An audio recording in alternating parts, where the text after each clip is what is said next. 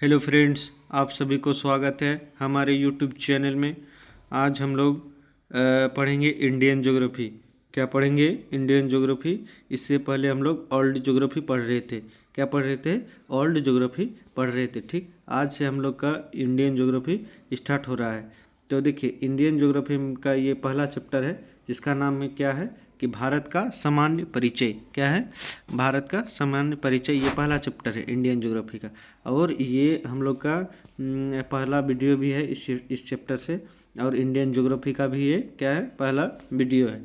तो देखिए, इस चैप्टर में जो भी इम्पोर्टेंट फैक्ट है उसको हम लोग पढ़ेंगे और इसको बिल्कुल ही आसान भाषा में समझेंगे, ताकि आगामी आने वाले वनडे कॉम्पिटिटिव एग्जाम में आपका एक भी क्वेश्चन क्या हो, नहीं छूटे। तो इस चीज़ को हम लोग हमेशा ध्यान में रखेंगे और आसान भाषा में समझेंगे। तो चलिए देखते हैं। और हाँ, आप जिस भी कॉम्पिटिटिव एग्ज़ाम की तैयारी करते हैं उसके लिए ये वीडियो काफ़ी महत्वपूर्ण होने वाला है। ठीक है, तो चलिए देखते हैं। क्या है कि भारत उत्तरी गोलार्ध में 8 डिग्री 4 मिनट से 37 डिग्री 6 मिनट उत्तरी अक्षांश और 68 डिग्री 7 मिनट से 97 डिग्री 25 मिनट पूर्वी देशांतर है। जैसे इस तो समझ में नहीं आएगा। देखिए, इसमें है क्या चीज़, हम समझाते हैं। ये है क्या है?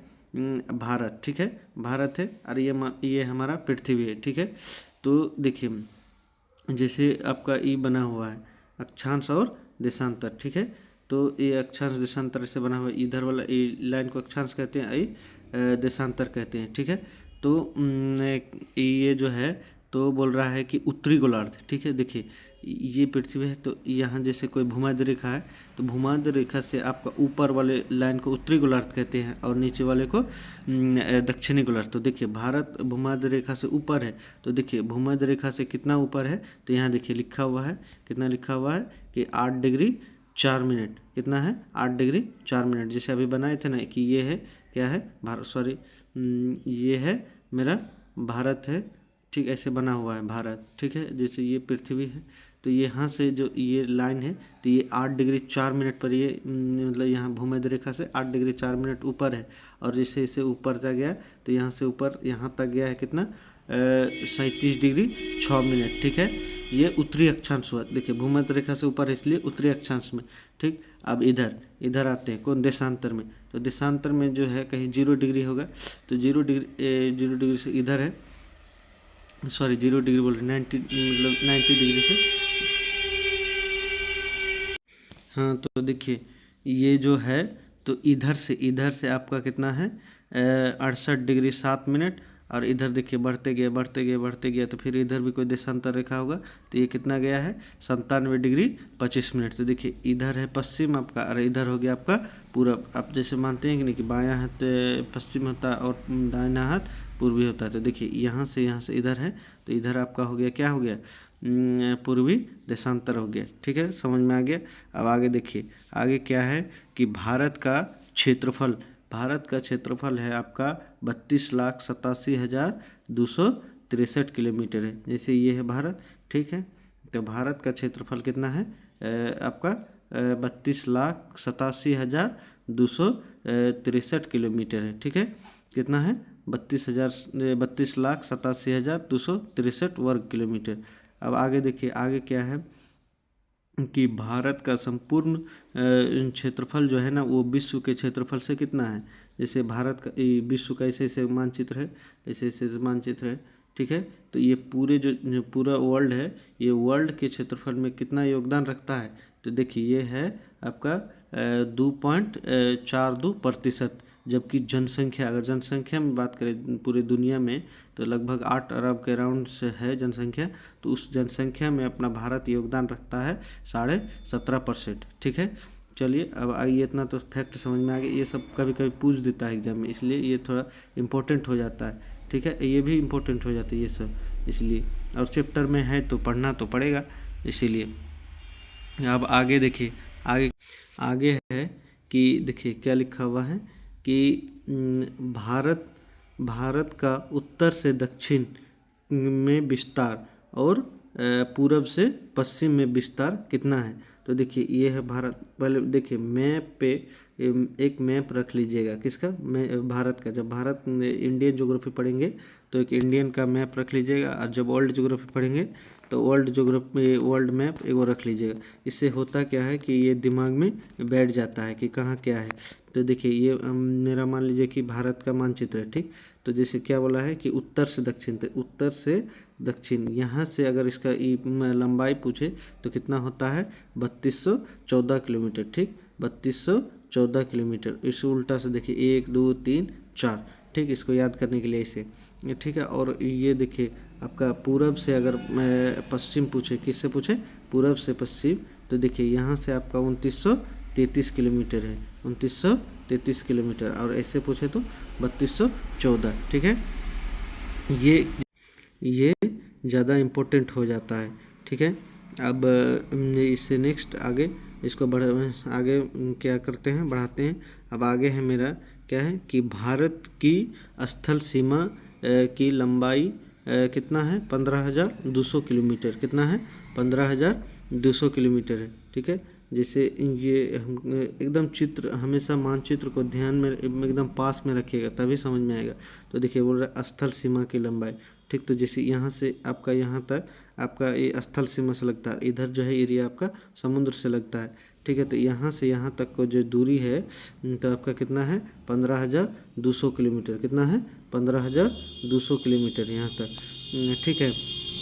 अब आगे बोल रहा है कि तटीय सीमा की लंबाई कितना है, मतलब देखिए यहाँ तट जो समुद्र से लगता है, तो यहाँ से तट का जो लगता है तो ये आपका होता है कि, और एक कुछ यहाँ पर ये भी है, द्वीप भी है, आप तो जानते हैं। इधर है आपका अंडमान निकोबार, इधर लक्षद्वीप। तो ये दोनों मिला के जो द्वीप को मिला के तटीय सीमा की लंबाई कितना हो जाता है, 7516.6 किलोमीटर। लेकिन एक पॉइंट यहाँ और जोड़ दिया गया है।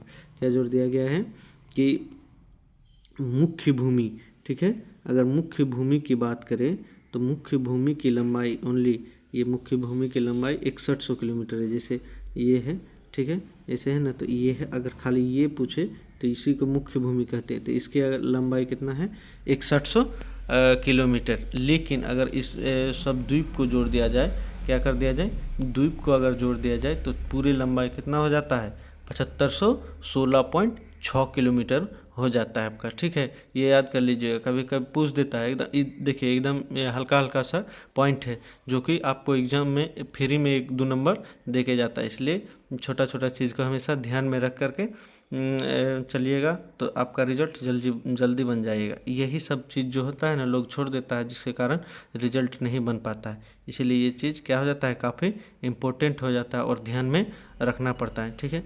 अब आगे देखते हैं, क्योंकि आज हम लोग जो है ना बिल्कुल मतलब भारत के बारे में सामान्य जानकारी देख लेते हैं, क्योंकि सामान्य जानकारी से ही थोड़ा थोड़ा पूछ लेता है, इसलिए ये ज़्यादा इम्पोर्टेंट हो जाता है, मतलब ओवरव्यू, ठीक है।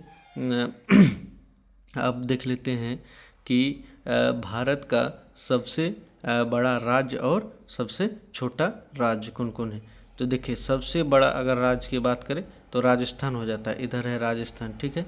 लेकिन अगर सबसे छोटा राज्य की बात करें तो आपका क्या हो जाएगा, गोवा है, एकदम महाराष्ट्र के बगल में है, ठीक है, गोवा है। तो सबसे बड़ा राज्य राजस्थान और सबसे छोटा गोवा, ठीक है। अब आगे है कि समुद्र में भारत की प्रादेशिक सीमा का विस्तार कितना है।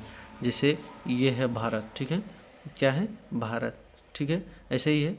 लेकिन इधर तो आपको पता है कि इधर समुद्र है, तो बोल रहा है कि समुद्र में देखिए समुद्र में भी ये हर देश का अलग अलग अधिकार है। हर सब जिसका जो भी देश है जो अगर समुद्र से सीमा लगता है तो उसको मतलब इंटरनेशनल में एक अधिकार दिया गया है। तो यहाँ से यहाँ तक का जो दूरी है कि हाँ आप कितना दूरी पर अपना अधिकार जमा सकते हैं। तो देखिए 12 नॉटिकल मील, ठीक है, कितना, 12 नॉटिकल मील पर आप सैनिक कार्रवाई हर चीज़ जो भी आपका जरूरी हो कर सकते हैं, ठीक है। तो कितना नॉटिकल मील है, तो आपका 12 नॉटिकल मील, ठीक है। अब आगे देखिए, आगे क्या है कि भारत की सबसे दक्षिणतम बिंदु क्या है, सबसे दक्षिणतम बिंदु आपका है इंदिरा पॉइंट, क्या है, इंदिरा पॉइंट, ठीक है, क्या है, इंदिरा पॉइंट। जैसे ये देखिए भारत है तो यहाँ पर क्या है, अंडमान निकोबार। तो यहाँ पर एक पॉइंट है जिसको क्या कहते हैं, इंदिरा पॉइंट, ठीक। और ऊपर की बात करें तो ऊपर एक जम्मू लद्दाख में, अब तो लद्दाख और जम्मू कश्मीर अलग अलग हो गया, तो लद्दाख में स्थित है जिसका नाम क्या है, इंदिरा कॉल। तो इसको याद कैसे करेंगे, तो कॉल, कॉल अगर कोई फ़ोन आया तो कहाँ पर रखते हैं, कान में, तो कान ऊपर कहाँ था, कॉल, तो कान कहाँ रहता है, ऊपर में, तो इसके लिए ऊपर में कौन सा बिंदु होता है, इंदिरा कॉल, और नीचे में इंदिरा पॉइंट, ठीक है, कन्फ्यूजन नहीं होइएगा। अब आते हैं पूरब से पश्चिम वाला, तो देखिए ये है भारत, ठीक है। तो यहाँ पर है आपका गुजरात, तो बोलता है पश्चिमी बिंदु, पश्चिमी बिंदु सरक्रिक, यहाँ गुजरात में एक बिंदु है एकदम पश्चिम बिंदु, तो उस बिंदु कहाँ पर स्थित है, सरक्रिक में। और इधर है अरुणाचल प्रदेश में एक है पॉइंट जिसका नाम है क्या है, किवितू, क्या है, किवितू, ठीक है। तो याद कर लीजिएगा, पश्चिम में कौन सा, सरक्रिक, और पूर्व में किवितू, कहाँ पर स्थित है, किवितू है आपका अरुणाचल प्रदेश, और सरक्रिक आपका गुजरात में स्थित है, ठीक है। तो चलिए आज हम लोग का ये पहला वीडियो था इंडियन ज्योग्राफी का, और ये पार्ट नंबर पहला है। अब नेक्स्ट पार्ट में इसका जो सामान्य जानकारी कुछ बचा हुआ है उसको कंप्लीट कर लेंगे। तो चलिए वीडियो कैसा लगा, हम उम्मीद करते हैं कि आप लोग को सब समझ में आ गया होगा, ठीक है। धन्यवाद, आज को वीडियो को यहीं तक रखते हैं, जय हिंद।